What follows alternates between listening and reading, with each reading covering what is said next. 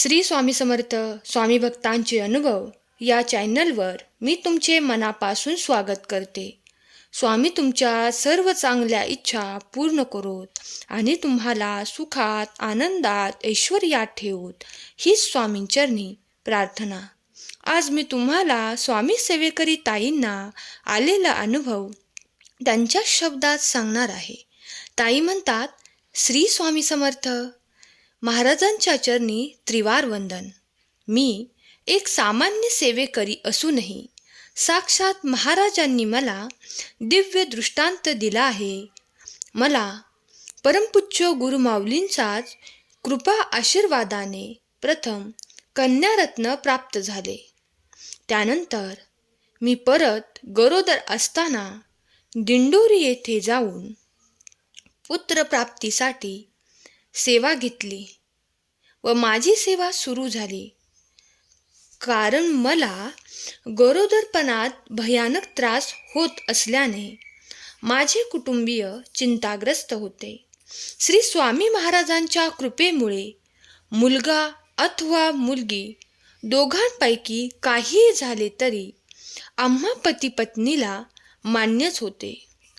परंतु कुटुंबातील इतर जण मात्र साशंक होते. दरमहा तपासणीसाठी गेल्यावर डॉक्टरांनी मला बाळ व्यवस्थित आहे असे सांगितले. परंतु मला त्रास खूप होत होता. मनात मात्र स्वामी महाराजांचा आधार वाटत होता. एकदा एका डॉक्टरांनी तपासणी केली असता सर्व व्यवस्थित होते, पण घरी आल्यानंतर मला त्रास सुरू झाला. परत डॉक्टरकडे गेल्यावर मला 15 दिवस वाट बघण्यास सांगितले. त्रास होतच राहिला तर बाळाचा जीव धोक्यात येईल असेही सांगितले. मी घरी आले. शेजारी राहणाऱ्या सेवेकरी ताईंना माझी व्यथा सांगितली. त्या दिवशी त्या ताईंचाच केंद्रात नैवेद्य होता. केंद्रातून आल्यावर त्यांनी मला थोडा प्रसाद खायला दिला. तो मीही शुद्ध अंतकरणाने खाल्ला. कारण विश्वास होता हा प्रसाद महाराजांनीच पाठविला आहे व आता आपल्या बाळाला काही धोका नाही. माझा हा विश्वास सार्थ ठरला. 15 दिवसांनी डॉक्टरांकडे तपासणीसाठी गेले असता डॉक्टर मला म्हणाले, आज येण्याची काहीच गरज नव्हती. एक दिवस दुपारी झोपलेले असताना मला एक स्वप्न पडले. त्या स्वप्नात मी श्री स्वामी समर्थ सेवा केंद्राच्या बाहेर उभी होते व मी रडत होते.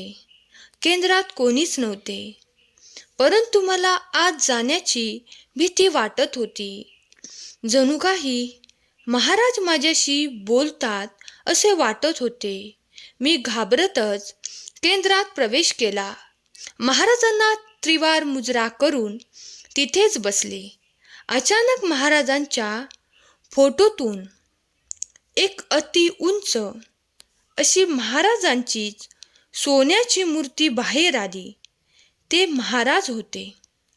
एक हात कमरेवर व दुसरा हात आशीर्वाद देण्याच्या स्थितीत अशा स्वरूपात माझ्यासमोर उभे राहिले व माझ्याकडे बघू लागले. नंतर महाराज खाली बसले. तेवढ्यात एक 8-9 वर्षाची मुलगी बाहेरून आत आली. या मुलीने नऊवार हिरवी साडी घातलेली होती. तिच्या कपाळावर कुंकू व कमरे एवढे मोकळे केस होते. ती मुलगी खेळत खेळत आली.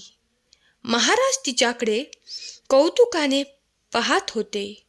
त्या मुलीने महाराजांना प्रदक्षिणा घातली व तशीच ओट्यावरून उडी मारून मला एक गरका मारून बाहेर निघून गेली. तेवढ्यात महाराजांनी त्यांच्यासमोर असलेली रक्षा मूठभर घेतली व माझ्या अंगावर फेकली आणि मोठ्या आवाजात बोलले, तुला मुलगाच होईल. एवढ्यात मला जाग आली. मी माझ्या घरातच होते. महाराजांच्या फोटोसमोर जाऊन महाराजांना मुजरा केला व म्हणाले, तुम्ही जे द्याल त्याचा मी आनंदाने तुमची इच्छा मानून स्वीकार करेन. महाराजांच्या आशीर्वादाने मला मुलगा झाला. घरातील सर्वजण आनंदाने भारावून गेलेत. या योगे कुटुंबियांची इच्छा महाराजांनी पूर्ण केली. आता एकच इच्छा आहे. जीवनाच्या या गर्दीतून चालत असताना या लेकराचा हात सुटून देऊ नका. तुमच्या सेवेत घट्ट बांधून ठेवा. या गर्दीत तुम्हाला सोडून जाण्याची हिम्मत माझ्यात नाही. मी हरविले तर मला हाक मारून तुमच्या जवळ बोलवा आणि अशीच कृपादृष्टी माझ्या कुटुंबियांवर राहू द्या. खरंच आजचा या ताईंचा अनुभव अंगावर शहारा आणणारा होता. स्वामी माऊली आपल्या मुलांना प्रत्येक वेळी मदत करत असतात. आईच्या मायेने आपले संपूर्ण कर्तव्य पूर्ण करत असतात. ताईसुद्धा स्वामींसाठी खूप खूप धन्यवाद देत आहेत. तर स्वामी भक्त हो, आजचा हा संदेश खूपच अंगावर शहारा आणणारा होता.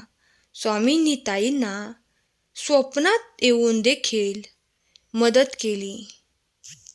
खरंच स्वामी आई खूप श्रेष्ठ आहे. खूप मी धन्य आहे की मी स्वामी भक्त आहे.